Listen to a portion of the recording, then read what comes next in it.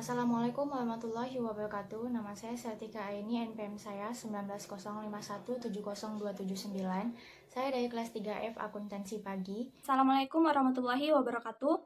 Perkenalkan, nama saya Nadia Kasaputri, NPM saya 1905170299.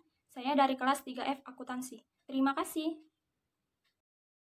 Assalamualaikum warahmatullahi wabarakatuh. Nama saya Rahmawati Putri, NPM 1905170280. Assalamualaikum warahmatullahi wabarakatuh. Nama saya Nurul Maudud Junardi. NPM saya 1905170297 dari 3F Akuntansi. Assalamualaikum warahmatullahi wabarakatuh. Perkenalkan, nama saya Fasida Cikra Salsabila, NPM 1905170296 dari kelas 3F Akuntansi Pagi. Apa itu klasifikasi biaya?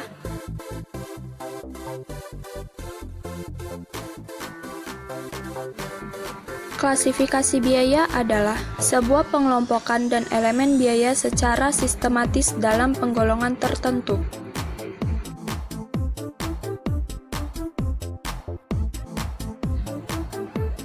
Sumber dari klasifikasi biaya didasarkan pada sumber ekonomis yang diukur dalam satuan uang.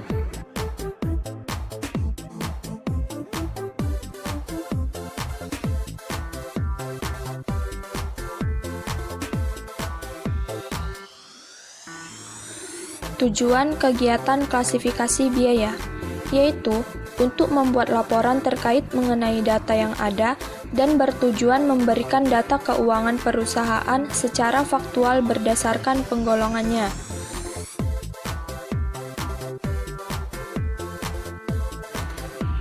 Contoh klasifikasi biaya. Biaya dapat dikategorikan menurut: pertama, fungsi manajemen; kedua, kemudahan keterlacakan; ketiga, waktu pembayaran terhadap pendapatan; keempat, perilaku sesuai dengan aktivitas; dan yang kelima, relevansi dengan pengadaan. Menurut fungsi manajemen, pertama, biaya produksi dikeluarkan di pabrik untuk mengubah bahan mentah menjadi barang jadi. Ini termasuk biaya bahan baku yang digunakan atau bahan langsung, tenaga kerja langsung, dan overhead pabrik. Kedua, biaya non-manufaktur tidak dikeluarkan untuk mengubah bahan menjadi barang jadi. Ini termasuk biaya penjualan, seperti biaya iklan, biaya pengiriman, gaji dan komisi penjual, dan biaya administrasi, seperti gaji eksekutif dan biaya hukum. Menurut kemudahan pelacakan,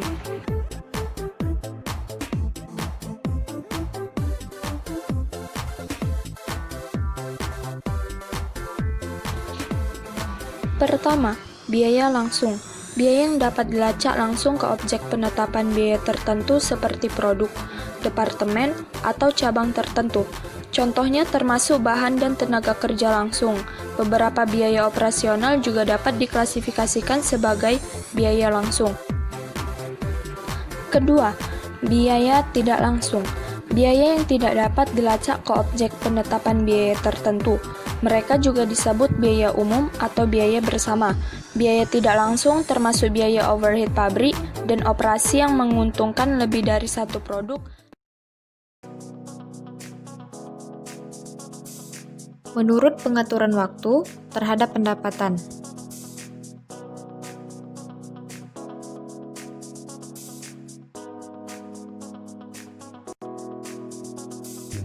Satu, biaya produk. Biaya produk adalah biaya inventory. Mereka membentuk bagian dari inventaris dan dibebankan terhadap pendapatan, yaitu biaya penjualan hanya ketika dijual. Semua biaya produksi atau bahan langsung, tenaga kerja langsung, dan overhead pabrik merupakan biaya produk. 2. Biaya periode. Biaya periode tidak dapat diinventarisasi dan dibebankan terhadap pendapatan segera. Biaya periode mencakup biaya non-manufaktur, yaitu biaya penjualan dan biaya administrasi. Menurut perilaku sesuai dengan aktivitas.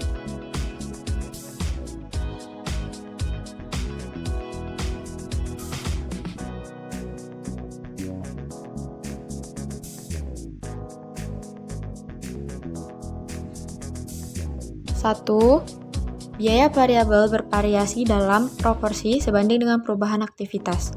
Contohnya, termasuk bahan langsung, tenaga kerja langsung, dan komisi penjualan berdasarkan penjualan.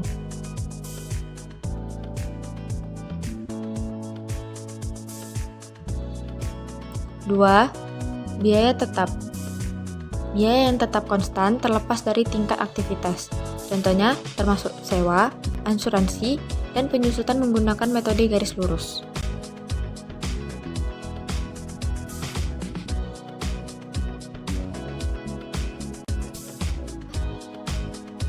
3. Biaya campuran. Biaya yang bervariasi secara total tetapi tidak sebanding dengan perubahan kegiatan. Ini pada dasarnya termasuk ramuan biaya tetap ditambah biaya variabel tambahan. Contohnya adalah biaya listrik yang terdiri dari jumlah tetap ditambah biaya variabel berdasarkan penggunaan. Menurut relevansi dengan pengambilan keputusan.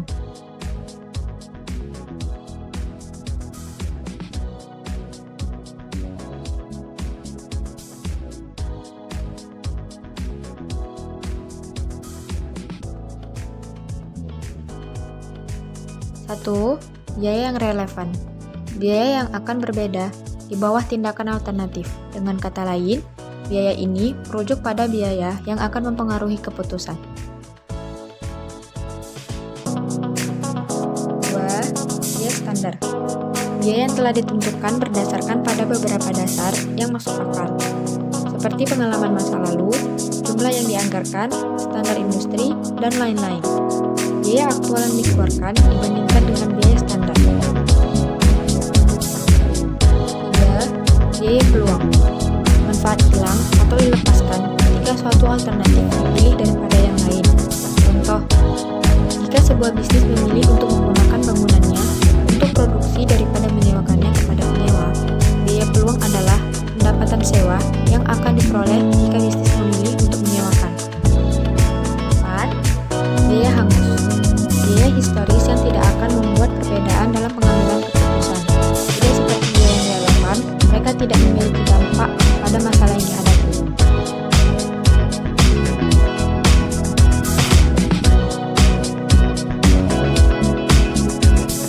Biaya yang dapat dikendalikan merujuk pada biaya yang dapat dipengaruhi atau dikendalikan oleh manajer. Manajer segmen harus dievaluasi berdasarkan biaya yang dapat mereka kontrol.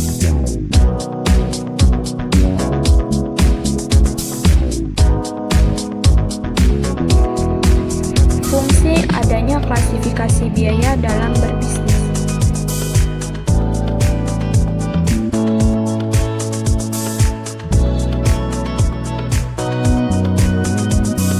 Pertama, membuat akurasi data pembiayaan.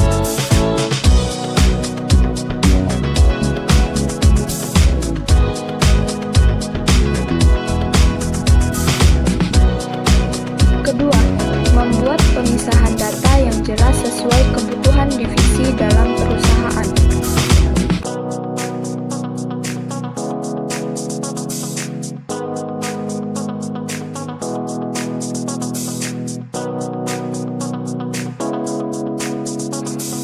Ketiga, menekan kerancuan pembiayaan.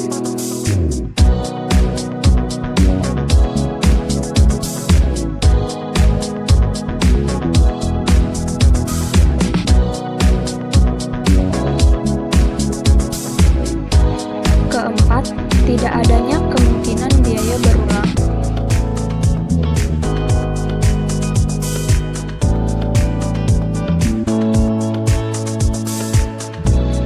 Dan yang kelima, membawa keuntungan perusahaan dalam pengelolaannya.